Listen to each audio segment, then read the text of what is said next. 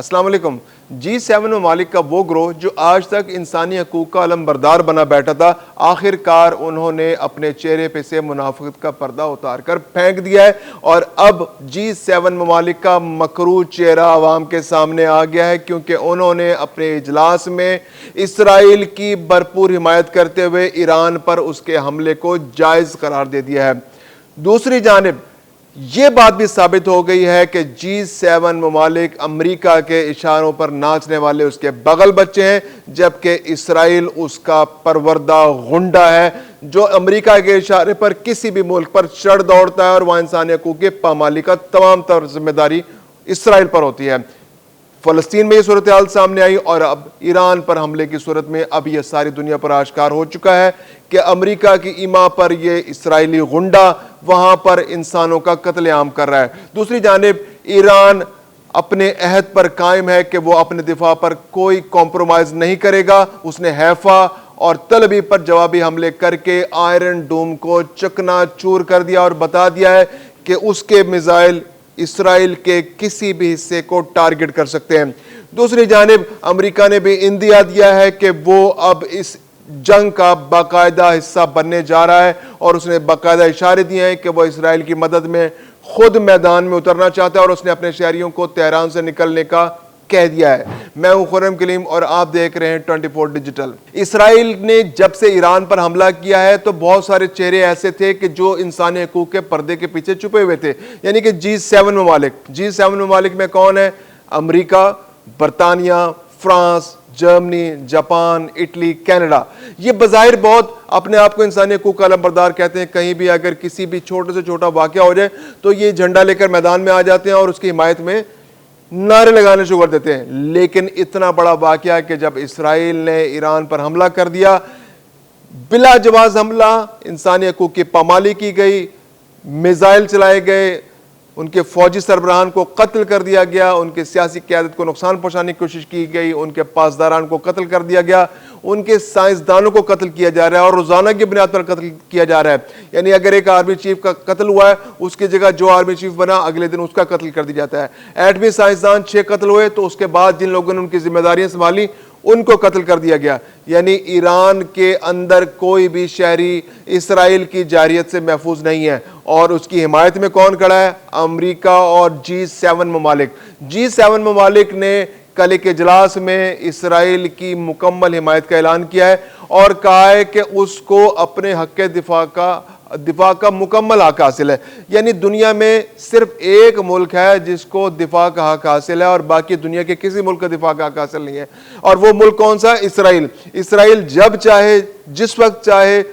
جس ملک کے خلاف چاہے جارحیت کا مظاہرہ کرے، وہاں پر حملہ کرے، وہاں پر قتل عام کرے، وہاں نسل کشی کرے، وہاں بم گرائے، وہاں راکٹ گرائے، وہ اس کو اس کا حق حاصل ہے، کیونکہ وہ اپنے دفاع میں یہ کر رہا ہے۔ جبکہ کسی ملک پر اگر حملہ بھی ہو جائے تو وہ اپنا دفاع کرنے کا بھی حق نہیں رکھتا، اس کو فوراً G7 ممالک، امریکہ اور باقی ممالک کہتے ہیں کہ بھائی جلدی سے آ جائیں، مذاکرات میں شامل ہو جائیں۔ امریکہ جو آپ سے مطالبات آپ کے سامنے رکھ رہا ہے وہ فوراً مان لیں۔ اگر آپ مان لیں گے تو یہ جنگ رک جائے گی، اور جیسے اسرائیل چاہتا ہے اس طرح سے زندگی گزارنا شروع کر دیں۔ یعنی کہ اگر آپ کا کوئی ایٹمی پروگرام چل رہا ہے، وہ بھلے پرامن مقاصد کے لیے اس کو ختم کر دیں، کیونکہ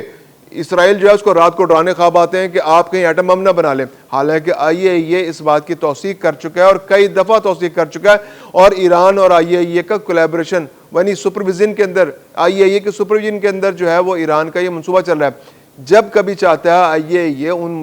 جو انسٹالیشنز ہیں ان کا دورہ کر سکتا ہے، لیکن اس کے باوجود اسرائیل کی ایما، امریکہ کی ایما، اسرائیل کی فرمائش، G7 ممالک کی سپرویژن کے اندر IAEA نے یہ قرارداد منظور کی کہ ایران یورینیم افزودہ کر رہا ہے۔ یعنی کہ ایک جھوٹ کا پلندہ، ایک ایسا جھوٹ جس کا کوئی نہ سر ہے نہ پیر ہے، اور اس کی بنیاد پر اسرائیل نے ایران پر حملہ کر دیا۔ ایران میں 227 سے زیادہ شہری اب تک جاں بحق ہو چکے ہیں، ہزاروں زخمی ہیں۔ تہران کا کوئی عمارت ایسی نہیں جہاں پر اس کو ٹارگٹ نہیں کیا جا رہا۔ ان کے فوجی، ان کی سیاسی قیادت، ہر ایک کو نشانہ بنایا جا رہا ہے۔ ایٹمی سائنسدانوں کو شہید کیا جا رہا ہے، اور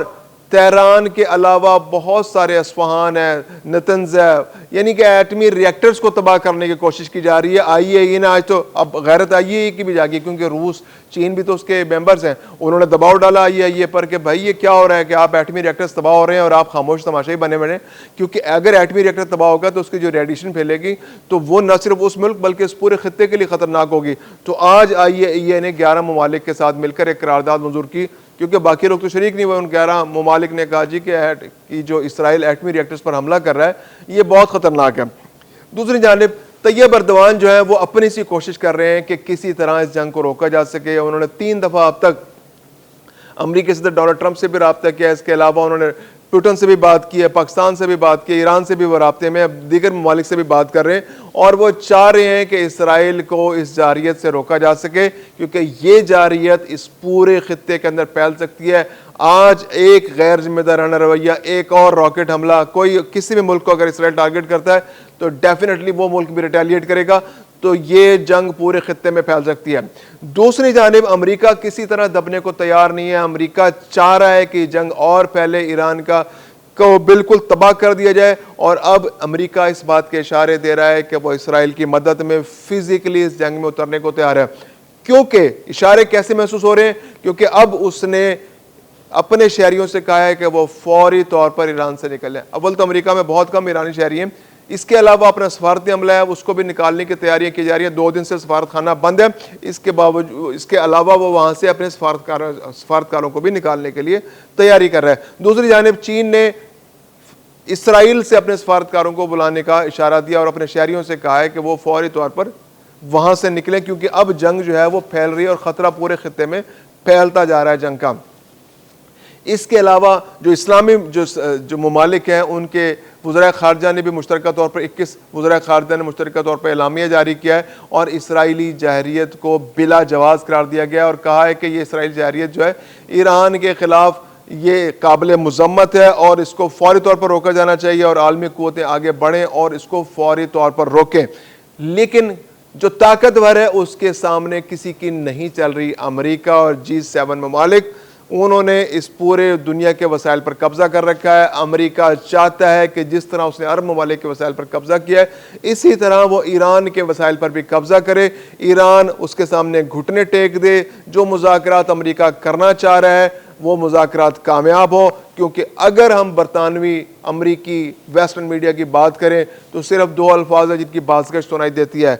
رجیم چینج، یعنی ایران کے اندر رجیم چینج ہو جائے، ایران کے اندر فوری طور پہ حکومت چینج ہو جائے، جو پاسداران کی اور جو وہاں اسلامسٹوں کی حکومت اس کا خاتمہ کر کے ایک لبرل گورنمنٹ لے آئی جائے، اور دوسری جانب وہاں پر جو اسرائیلی جارحیت ہے اس کو جائز قرار دیا جا رہا ہے، وہاں پر جو اسرائیلی جارحیت ہے اس کا حق دفاع تسلیم کیا جا رہا ہے۔ تو ویسٹرن میڈیا تو فوری طور پر چاہ رہا ہے، یعنی وہ امریکی ایما پر، G7 ممالک کی ایما پر چاہ رہے ہیں کہ ایران فوری طور پر مذاکرات کی ٹیبل پر آ جائے، مذاکرات شروع ہو جائیں۔ امریکہ نے جہاں سے مذاکرات امریکہ نے تو ختم نہیں کیے تھے، امریکہ نے ختم کیے تھے، ایران نے تو مذاکرات کی ٹیبل پر بیٹھا تھا، تو جہاں پر وہ مذاکرات ختم ہوئے امریکہ نے اب اپنی شرائط کو مزید سخت کرنا ہے۔ امریکہ چاہ رہا ہے کہ وہ زیادہ سے زیادہ مطالبات، بلکہ اپنے سارے مطالبات ایران سے منوا لے، وہاں کی جو سیاسی عسکری قیادت ہے وہ اتنی کمزور ہو جائے کہ امریکہ جہاں کہے وہ فوراً انگوٹھا لگا دیں، وہاں دستخط کر دیں۔ لیکن دوسری جانب ایران اپنے دفاع کے لیے آہنی دیوار کی طرح کھڑا ہوا ہے اور اس کے اسرائیل پر جوابی حملے جاری ہیں۔ آئرن ڈوم تباہ ہو چکا ہے، آئرن ڈوم غیر مؤثر ہو چکا ہے، اب تک 24 اسرائیلی ہلاک ہو چکے ہیں، اس کے علاوہ 600 سے زائد اسرائیلی زخمی ہیں۔ حیفا کا علاقہ جو ہے اس کو وہاں پر جو ان کی تیل سپلائی لائن ہے اس کو متاثر کیا گیا، بلکہ وہاں سے ان کی تیل پروڈکشن رک گئی ہے پریکٹیکلی۔ اس کے علاوہ تل ابیب پر بھی حملے جاری ہیں، بہت سی اہم عمارتوں کو نشانہ بنایا گیا ہے۔ اسرائیلیوں کو پہلی دفعہ احساس ہوا ہے کہ ان پر بھی جنگ مسلط ہو چکی ہے، جنگ ہو رہی ہے، اور اب تک ان کا اتنا شدید نقصان ہو چکا ہے جو پہلے ہونے والی جنگوں میں ان کا نہیں ہوا تھا۔ تو اسرائیل کے اندر بھی خوف و ہراس کی فضا ہے۔ تو یہ ساری صورتحال میں امریکہ اور اس کے بغل بچے اور اسرائیل اپنی منافقت کا پردہ چاک کر کے اب کھل کر سامنے آ گئے ہیں اور انہوں نے ایران کے سامنے اپنے مطالبات رکھ دیے ہیں کہ آپ اگر ایران جو یورینیم افزودگی کا معاہدہ امریکہ کے ساتھ جو چل رہا تھا، اگر اس پر آپ دستخط نہیں کریں گے تو یہ جنگ ختم نہیں ہوگی اور یہ جنگ مستقل آپ پر مسلط رہے گی جب تک کہ آپ کو تباہ نہیں کیا جاتا۔ دوسری جانب ایران بھی ڈٹ کر کھڑا ہے اور پیچھے ہٹنے کو تیار نہیں ہے۔ میں ہوں خرم کلیم اور آپ دیکھ رہے ہیں 24 ڈیجیٹل۔